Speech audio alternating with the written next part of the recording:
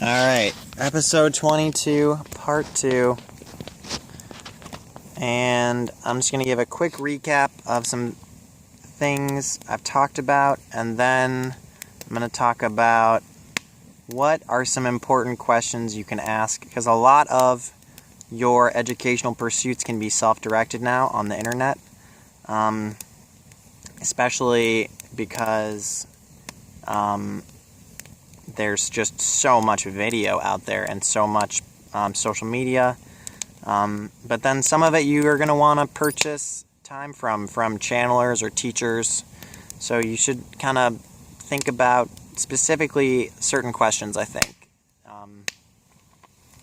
So our goal in structuring our education is to improve our quality of life, and we want to optimize based on our choices, and that's going to always fail. And that's okay, because you can actually improve your quality of life just by changing your perspective and, certain lifestyle choices. Like, your education isn't going to shape your quality of life too much, but it can. It can really improve your quality of life, especially it can reduce anxiety, it can make you happier, and some of that comes from religion or being better prepared for other things that you're going to face in the future.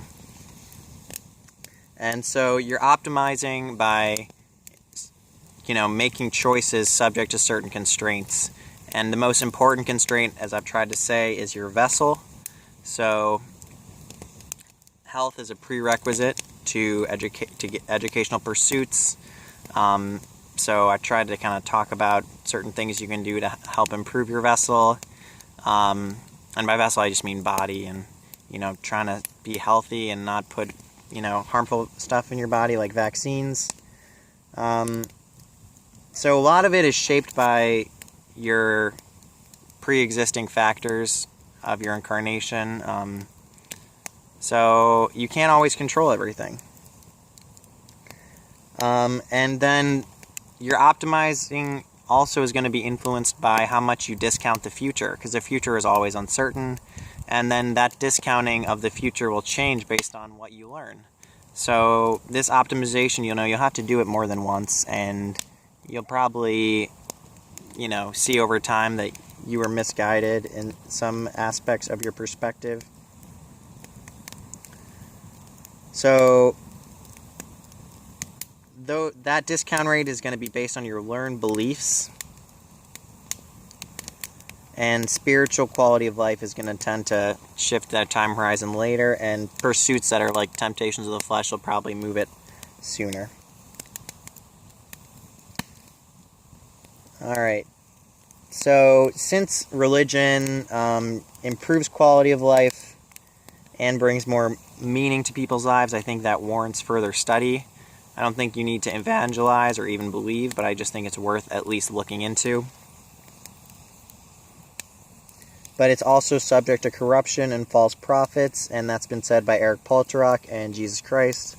So you do have to require putting your faith into some people and institutions in the process of learning religion, and that requires discernment. It requires an ability to have some kind of baseline understanding of things, so you can kind of see who's deceiving you, who's trying to mislead you or act as a gatekeeper and not encourage you to question things, because inherently authorities are going to want you to question things less. So if people are trying to deceive you, that a key factor will be how they respond to certain questions. And one good way also evaluating channelers or teachers is, are there alternative corroborating channels of spiritual teaching? So I don't think one way is the answer in terms of spirituality. I think God will provide spiritual teachings to a variety of groups. So you should be able to corroborate among different prophets or spiritual texts. And then history and wisdom can also be compared.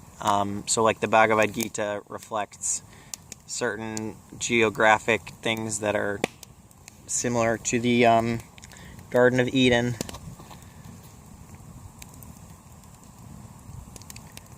So we have public education, and that is used, as I've said, to manufacture consent, to shape our culture.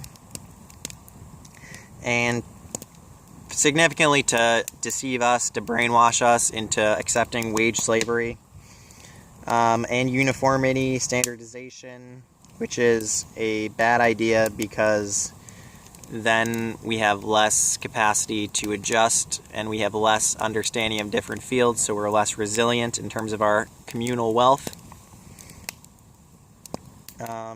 We're given a lot of redundant work, and we're given reference materials that are owned, that are produced by London banking houses, which again are seeking to deceive us.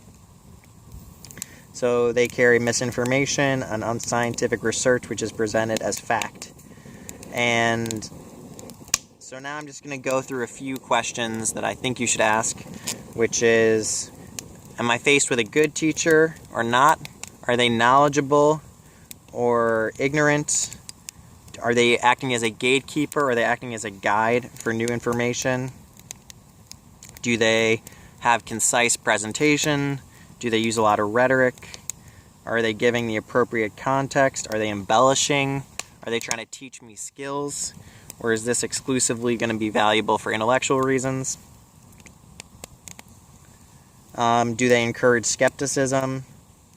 Do they have a wide range of first-person sources? Do you trust them to practice what they preach? Obviously, are they corroborating other places where you can see their truths reflected? Are they motivated by the right positive things, or are they motivated to control and deceive you? How do they spend the funds that they're given, if you're obviously purchasing times from them? Is it an affordable value proposition? So, keeping things expensive is a way to occult information. Is it preferable to alternatives? What future opportunities result for previous graduates? And are those graduates pursuing fulfilling endeavors? How does educational practice compare historically, cross-culturally? And is the rest of information accessible or easier to see in another form?